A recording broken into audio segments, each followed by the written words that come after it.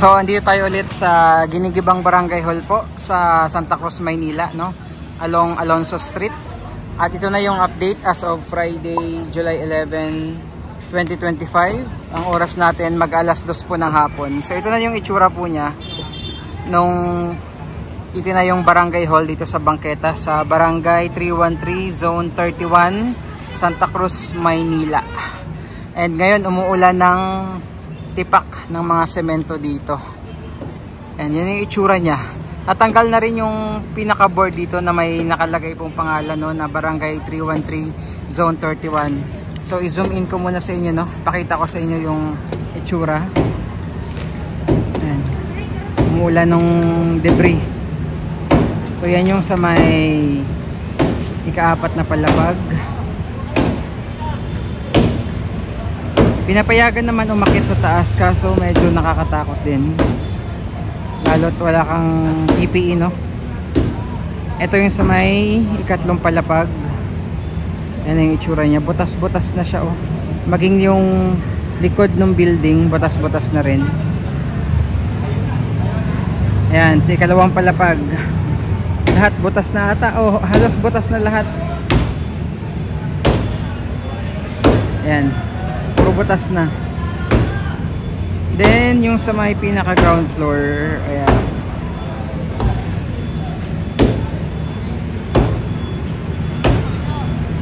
So kita nyo, butas na lahat. Ayan, zoom out ko. So tuloy-tuloy yung pagbabakbak nitong ito na yung Barangay Hall dito, no, sa sidewalk. Okay, so dito naman tayo sa kabilang side. Again, ayan yung eskwelahan po. Cayetano Arellano High School. Butas na rin pala yung gilid dito. Ayan o, yung 4 na butas yan. 1, 2, 3, 4. Yung 4 na palapag. And yun yung itsura niya. So, inuuna lahat, no? Yung paggiba nila, inuuna lahat nung pinaka-wall. Then iniiwan yung pinaka-poste or pundasyon nitong building. Yung sa pinakataas, dyan yung nagja-jackhammer kahapon eh. Ayan po, yung area na yan.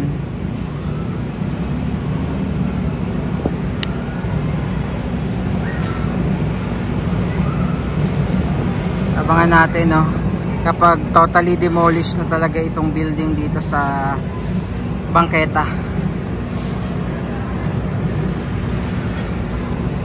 Nilagyan na rin pala nila ng harang, ng tarpaulin doon sa likod ng school.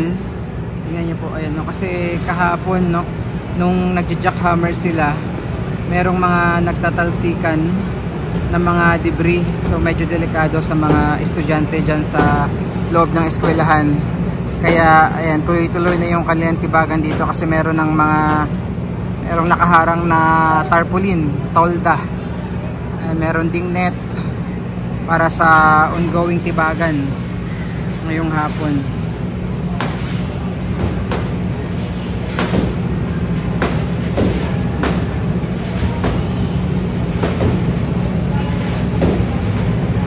Yan ang itsura niya, oh.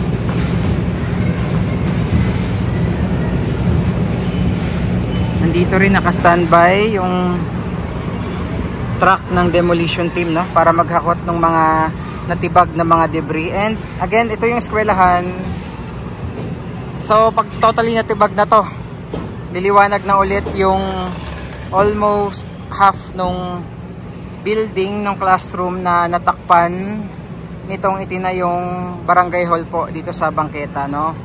Again, hindi lang po sinakop yung Bangketa, hinarangan din yung building nung eskwelahan. So ganun yung nangyari po.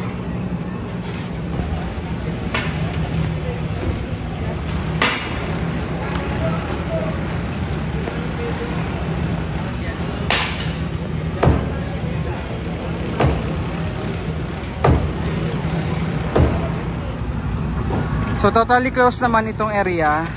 Ayan, tingnan natin dito sa gilid naman po. Ayan na. Nagbabagsakan na yung mga debris.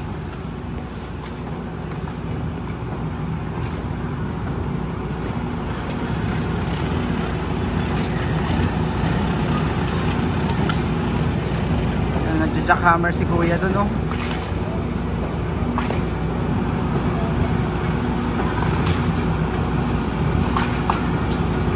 Grabe, umuulan ng semento. Mga tipak ng semento dito sa Alonso Street.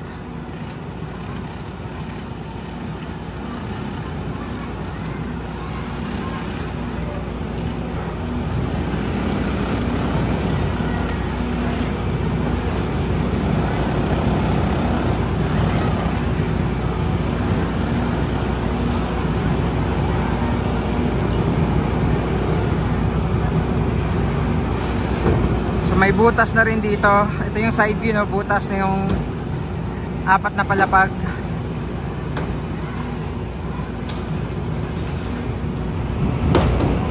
Grabe dun, oh. Matinding pukpukan sa pader.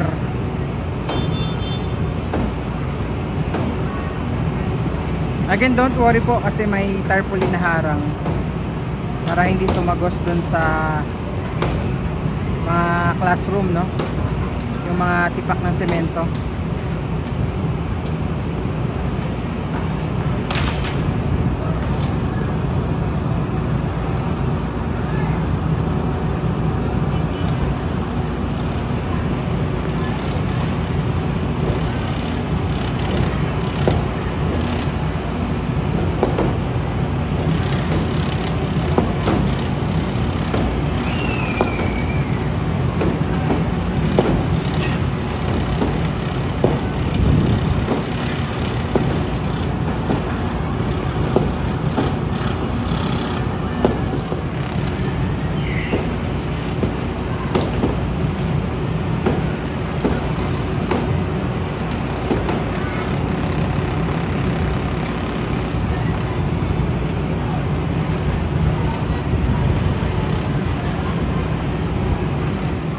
So once na ma-demolish na yung building, yung mga estudyante po na lalabas dito sa eskwelahan, alam yun yung main gate nila.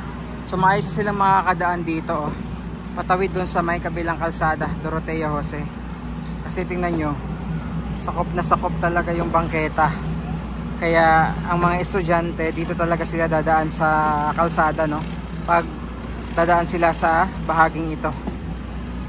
Ayan. So balik tayo dito.